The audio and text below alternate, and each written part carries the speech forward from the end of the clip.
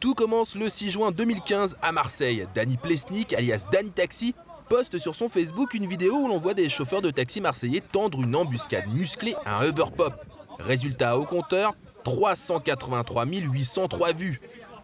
Montez avec lui, montez avec lui, montez avec lui, montez avec lui les gars, montez avec lui. Courtney Love, piégée dans une attaque, compare Paris à Bagdad avec plus de 6000 retweets.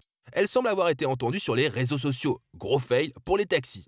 VTC et covoiturage ont complètement bousculé le secteur, pourtant très réglementé. Les taxis ne cessent de se battre contre cette concurrence déloyale partout dans le monde alors que les clients semblent les plébisciter.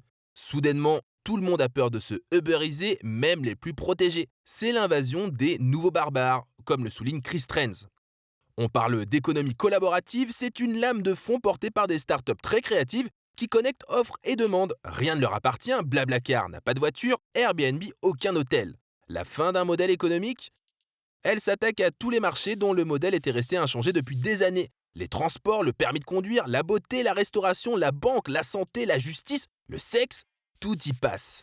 Ce phénomène pose de nombreux problèmes au pouvoir public, tiraillé entre l'esprit de libre entreprise, les lobbies et le respect de la loi, notamment en termes de taxes et de droit du travail.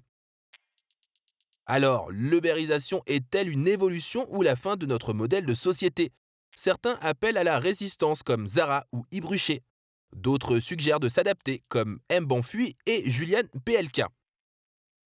Uber n'est pas le premier à avoir révolutionné son marché. Free ou Amazon l'ont fait avant lui.